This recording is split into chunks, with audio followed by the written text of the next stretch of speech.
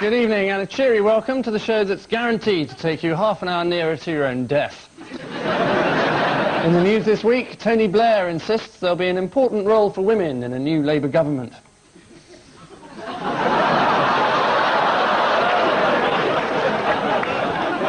How to alienate half your audience immediately. In a bid to impress working class voters, John Major resorts to showing off his beer mat collection. And in Cairo, there are fears that the spinal injuries unit are not taking sufficient care of their patients.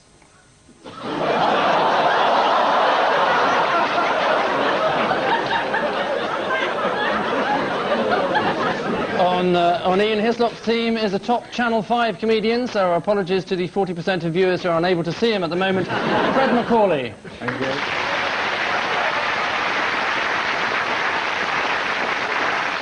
And with Paul Merton tonight is the first panellist we've had to feel at home in a dimly lit hovel underground since Peter Stringfellow. Please welcome Swampy.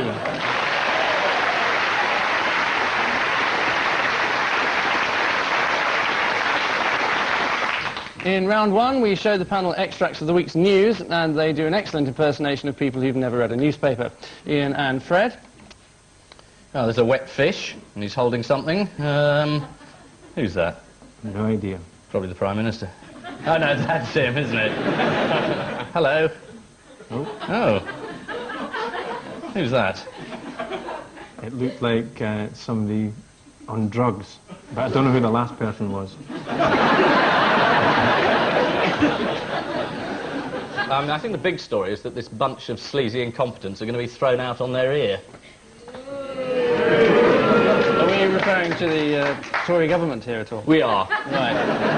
But in the interest of balance, I should say that the Conservatives are a bunch of sleazy incompetents. I think I actually know what the drug story is, because there was a journalist called Will Self who smoked some heroin in the toilet of British Midland. A British Midland aircraft, and they're the airline for Europe. And they've got a new business class where you get soft seats and hard drugs. And they say, we'll be coming into the cabin shortly with tea, coffee and Coke and smack. I mean, I hate to bring up boring legal matters. Ah. But Mr. Self, the alleged smackhead, has not actually admitted that he took heroin whilst on the plane with the Prime Minister. I mean, obviously his defence will be that you had to. It's pretty dull, isn't it? And I suppose I ought to ask you, who's the other person that you saw that's been in the news a lot this week? Tom Sackville? Is the wrong answer. Horum? Horum.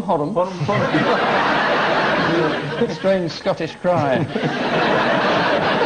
watch out if you ever hear it, Angus. What does it mean? Horum. Horum to death. Send in the whores and whore 'em to death. Oh, way to go. Yeah, if you're going to go. Obviously a Tory battle cry, too. It is his name, yes, John Horum. In a previous life, he worked for Roundtrees and invented the After Eight Mint. Who'd have thought? What a charming story. Yes, it is. He invented the After Eight Mint? Yeah. Surely it was discovered. One of the Eurosceptics, John Horum, began his political career in the Labour Party, then joined the SDP and ended up as a Conservative. In fact, he's now moved so far to the right that he's thinking of rejoining the Labour Party. Paul and Swampy, some silent music for you. Silent music? Yeah. That's Tony Blair. There was a band before, I didn't recognise them. That's Tony Blair again. That's the BBC. A building, yeah. John Major having an argument with somebody and saying, you're useless. Oh, it's the Spice Girls. He's having an argument with the Spice Girls. Yes. I've got no idea. In fact, did you know there was an election on? It's not been the foremost thing on my mind, no. What? Has there been something else in the papers I've missed? Coca-Cola Cup, Leicester City versus Middlesbrough. Right. Yeah, I thought there was something else going on. Is it that one of the bands supports the Labour Party and one of the bands is supported by the Spice Girls? But that's not far off. So the Spice Girls have said that Thatcher was the original Spice Girl. That's what they said. Yeah. She was mad, Spice.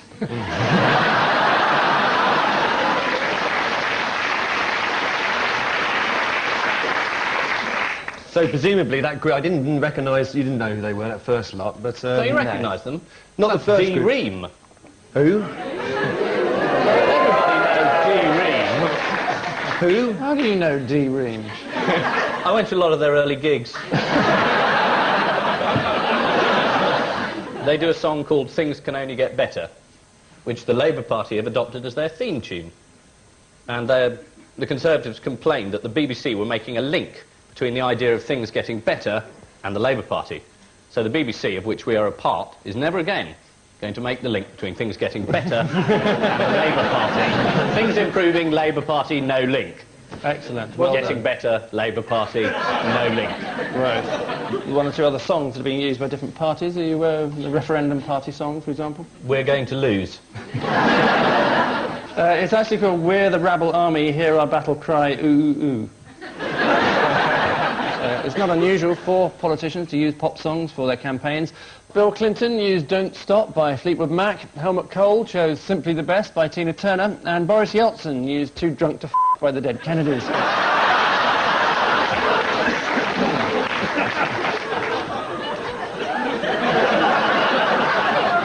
Glad you're familiar with that one.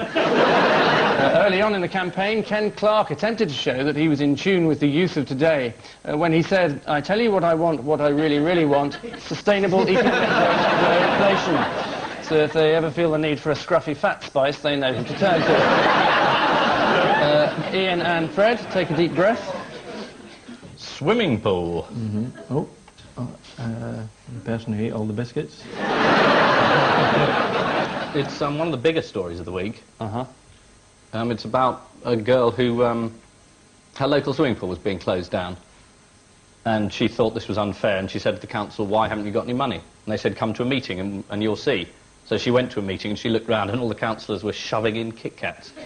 And she said, how much do they cost? And they said, a couple of £1,000 a year. She said, why can't you give that to me? She's going to be Chancellor next year. Are you aware of how else this problem was drawn to the attention of the public? You probably wouldn't be, actually, Ian. That might be a clue. Any Did idea? someone do a hit song? No, a different area of your ignorance I'm referring to. It was the Coca-Cola Cup final, during which there was a streaker saying, save Red Car. So now you know what it was referring to. He's got a suspender belt on. Yes, it is a bit of a worry. But at least he had He's nothing also else got on. a sporran.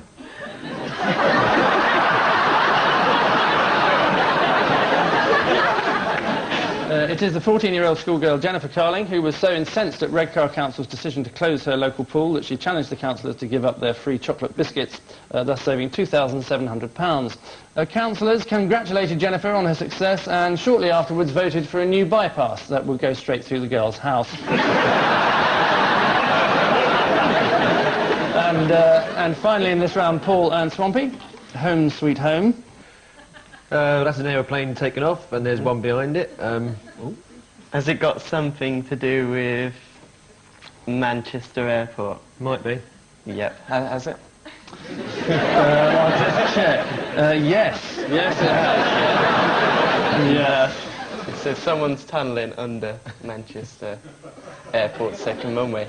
And who would do a thing like that, I wonder? Neil Hamilton. It's got to be. Yeah, it's Neil Hamilton. So what about your new ally, then, Neil Hamilton? Is he? Well, he was on your side, wasn't he, in Was he? Manchester Airport? Yeah. Right, excellent. Who is he?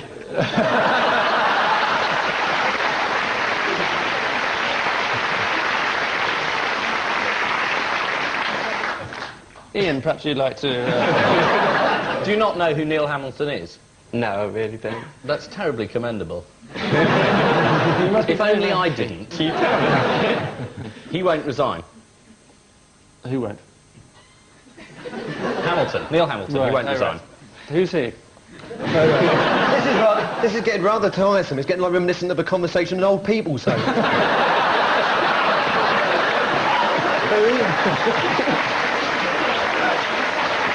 Who are we talking about? Oh, yeah. Who? Can I have some tea? Who, me? No, not Neil Hamilton. Yes, it is the protest over Manchester's second runway by Swampy. Why are you called Swampy, Swampy?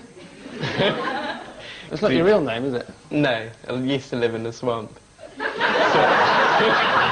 Well, it's Muddy Field more than the swamp, but... But Muddy Field sounds like a blues singer, doesn't it?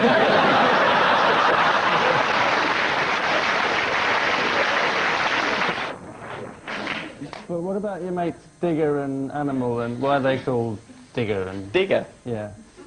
You know Digger, Animal, the Bishop, all these people read about, or are they fictitious? I don't know the digger. There's an animal, yeah, Right. and there's a bishop. And why are they called Bishop and Animal? One of them's got... One's had sex with an animal and one's had sex with a bishop.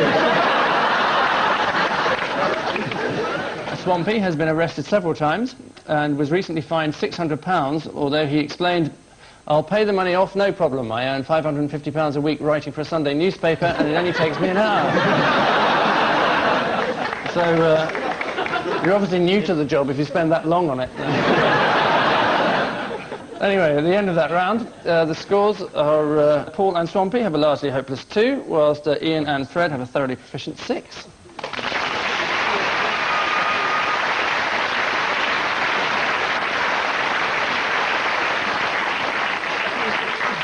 Round 2 this week concentrates on the biggest election issue of all, according to the Daily Mirror, namely what effect a new Labour government would have on the everyday lives of Britain's soap stars. Some helpful advice as the nation edges towards the crucial event of May the 1st, the marriage of Eric and Dee in Emmerdale.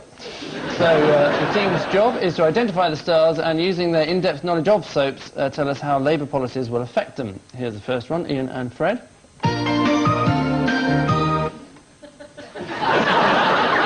There was a slight musical clue there, I don't know if you caught it. I think this might be up to me. Yeah, who are they? Because there's some people here who don't know about soap operas, or soap. Some people here don't care. Oh dear. Anyway, who are these people? That is Ricky Butcher and Bianca, who as of yesterday is Bianca Butcher as well. I didn't know her surname before that, but I do now.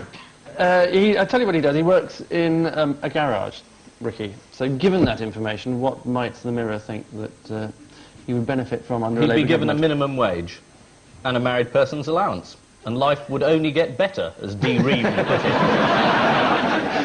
I'll But give no you... link, obviously. Yes, I'll give you a point for that. It's not bad. It is Ricky Butcher from EastEnders, pictured there with his charming new wife, Bianca. According to the Mirror, under Labour, garage worker Ricky Butcher can ask his employers, the Mitchell brothers, for a guaranteed minimum wage and the right to join a union. And he'll get a first-class health care after they kick his face in. Next up, Paul and Swampy.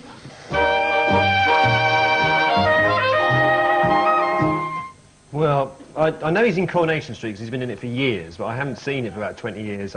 Last time I saw it, Albert Tatlock was sent home early from school. He used to run a sort of clothes warehouse. Is he still doing that in Coronation Street? Sort of clothes manufacturing? He's a sort of local wheeler-dealer businessman type. Oh, right. There's probably going to be, under Labour, who will be eligible for the wheeler-dealer tax. Any idea what his name is? Mike Baldwin. Mike Baldwin is the right answer. Very good, yes. Coronation Street's very own entrepreneur. The Mirror, in fact, points out that Mike Baldwin won't be hit by high taxes under a Labour government committed to helping small firms. Partly because of Labour's pledge to maintain current tax levels, but mainly because he's a fictional character that doesn't exist. So, our next starlet, Ian and Fred. This is Swampy in 30 years' time. It's Emmerdale, but I don't know who the character is because the last time I saw him, he was a cop in Softly, Softly. Yeah. I'll tell you his name is Frank Tate, suspected of murdering his cheating wife, Kim. Well, if under a new government, if it's Labour, if he has another 2 offences, he'll get put away for life. Because it's 3 strikes and you're out. Is that true? Yeah. Yes. 3 offences and it's the death penalty. It's particularly for tunnelling. You won't have any trouble escaping, though, will you? The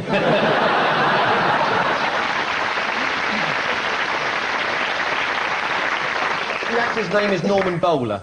Yes, and he had a reverse vasectomy. A reverse one? Yes, it means you have it I'm unsnipped. not sure anyone wanted to know that, Angus. But isn't a reverse vasectomy just nothing? Just don't do anything. That must be the opposite of vasectomy, which is where they take a big pair of pliers and go whack. Yes, I'm aware of what happens there. It's what... Why are you aware? You're not having one done now, are you? No, I don't think so. I'm aware... well, no, the reverse vasectomy occurs after you've had What are you doing one. with your hand?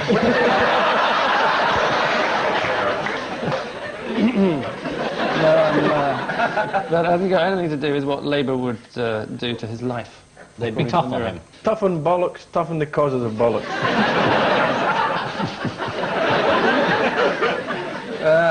I'll give you one, because you're very close. It is, of course, Emmerdale's Frank Tate, currently on trial for the murder of his wife. Of course, Labour will be tough on Frank Tate's crime, tough on the causes of his crime. And finally, Paul and Swampy.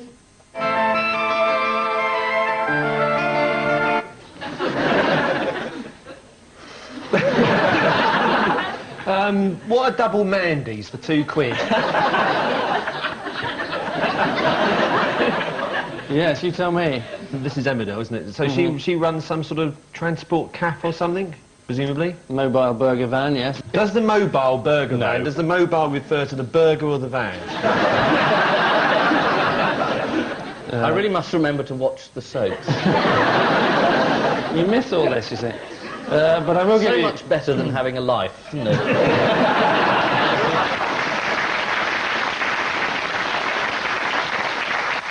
15 million viewers, can't be wrong. Or can Oh, they? yes, they can. 15 million watched you, I guess. Yeah. Thank you. It is, you can have all your points if you like. It is, after that, Mandy Dingle from Emmerdale, who runs a mobile burger van called Mandy's Munchbox. The Mirror said Mandy must clean up her act, as the Food Standards Agency will enforce better hygiene. For mobile burger vans, that means stringent regulations like having a separate toilet and sink. Which everyday drama brings us to the end of round 2, and the story so far is that Paul and Swampy have but 3, while Ian and Fred are streets ahead with 10.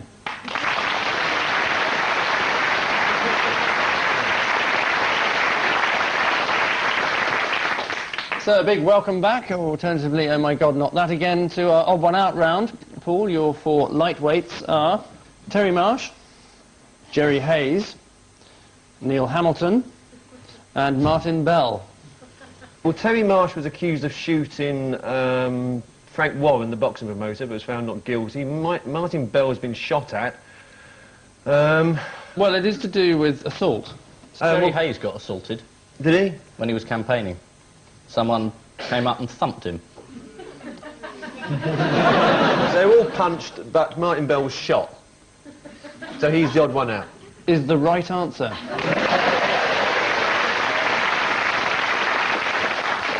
Who punched Neil Hamilton? Well, I was going to ask you that. This is one thing I read. The wife was with him as well, and she chased the guy out of it was Harvey Proctor's shirt shop in Richmond. That's right, yes. She gave chase. Yeah. Are you now aware of Neil Hamilton a bit more now, Swampy? Yeah. You realise what a good egg he is, really. Despite the fact he's admitted to lying to the Inland Revenue and lying to Michael Hasseltine and not declaring free holidays and not declaring £10,000 and claiming tax relief on freebies and lying to the Chief Whip and Cabinet Secretary.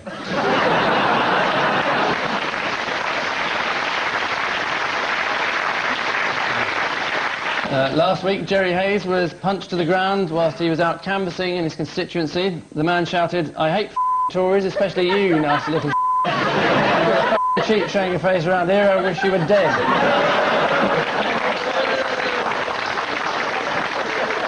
Although, come May the 1st, the man will probably go into the polling booth and say, well, I'll give the Tories just one more chance.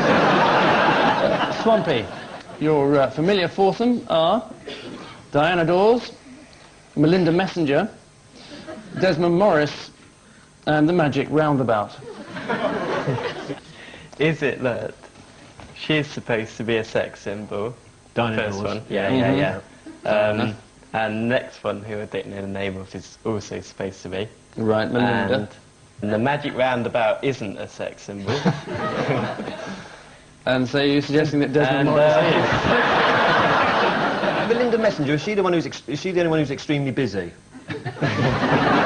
Well, she's got her hands full, let's put it like that. Either that or there's some bloke who's got a damn good job. What is the magic roundabout in this context, then?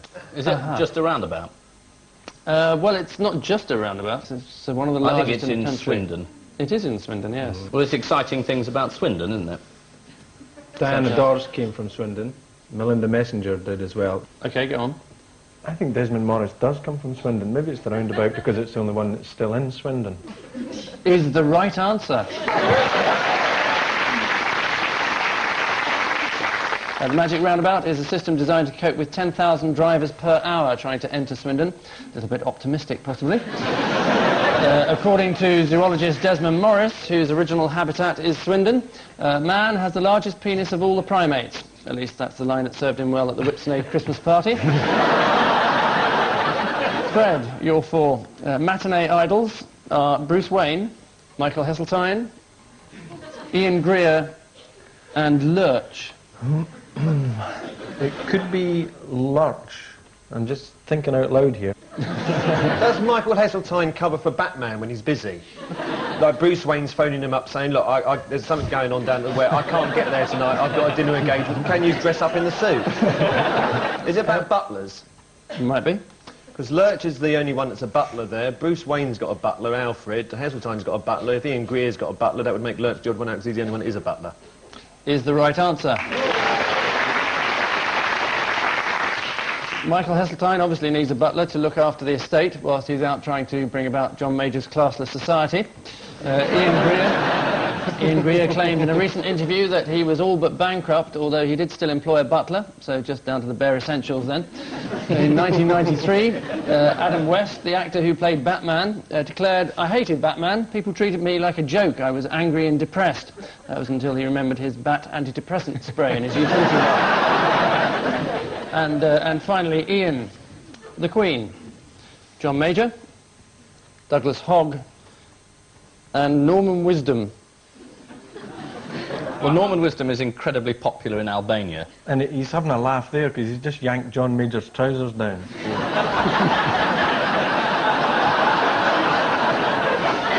Ever the Joker, eh? Yes. And the others aren't so popular in Albania because their shows aren't running there. No, it's more to do with gifts. All the others have accepted gifts From? the head of the Albanian government. It is so much easier when you give him the answers, isn't it? Yes, and the others got different gifts. Douglas Hogg, yeah, got a dagger, and the Queen got a box. Did John Major get that rifle? He got a pistol, in fact. He got a pistol? How sensitive of him. Yes, he still hasn't done the decent thing, though, has he? All of which tyrannical behaviour marks an end to this round, with Ian and Fred stealing a march on Paul and Swampy, leading 13-8.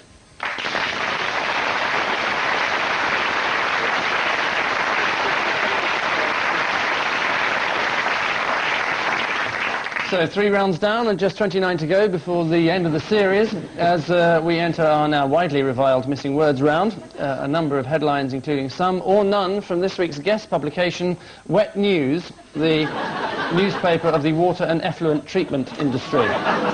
So let's away with Cardinal hints at abolition of what? Women. Doesn't like them. No. A church. Celibacy is the answer. That's Cardinal... I was going to say that. Well, you're going to... Say it now. Celibacy. Is the right answer. Don't worry, that'll edit together perfectly. Next, third-party approach to what? Blancmange. Sweet trolley. Banoffee pie. Sewage. is very dangerously close. Effluent treatment is the right answer, so you can have one for that. As It's the only described on... dessert I like. What, effluent? Death by chocolate, I think it's called. Next, what brings out the beast in Ashdown? Zookeeper. Paddy Ashdown's got a tiger inside him. And the zookeeper brings him out by tempting the tiger out with Weetabix. Tigers love Weetabix. And this tiger crawls out of his throat. He goes, yeah, come on, tiger, like that. If you were Paddy Ashdown, I'd have a little Weetabix and the tiger's head would pop out like that. It was the news at 10 the other night. Once you see it, you never forget it. He's got a puma in his lower colon. Is it... Every time he has a shit, a baboon flies out.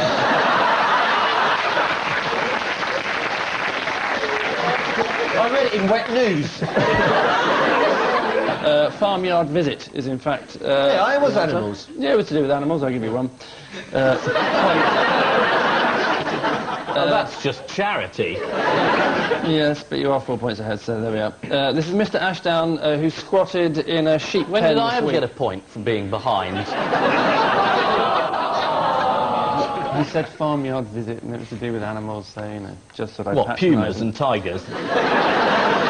Average farmyard animal. Next, butt welding for what? Pleasure. Is it diarrhea sufferers? Anglian water is in fact the answer. And lastly, Nick Park makes chicken what? Korma. He made a chicken out of a penguin in the wrong trousers. He did, he had that thing on his head. Yeah, he did, yeah. It's true, Yeah, you've it's not seen the it. right answer. It's good, isn't Yeah, it? It's great, that penguin. No. Is it bow-legged? Film is in fact the answer, which second guessing means the end of tonight's bout of organised chaos, and the scores reveal that this week's odd couple are Paul and Swampy with 11, whilst this week's dynamic duo are Ian and Fred with 16.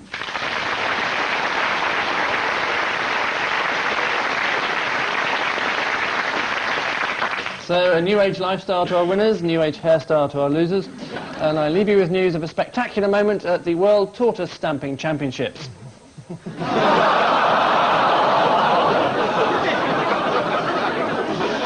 The Chinese authorities begin to regret inviting Paul Daniels to the funeral of Deng Xiaoping. And after watching the controversial film Crash, two frogs prepare for the experience of a lifetime.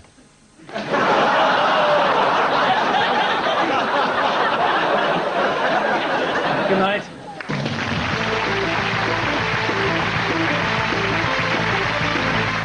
And they're back next weekend here on BBC Two, Friday at 9 or Saturday at 9:20. Next tonight, the world of the football manager in the sack race.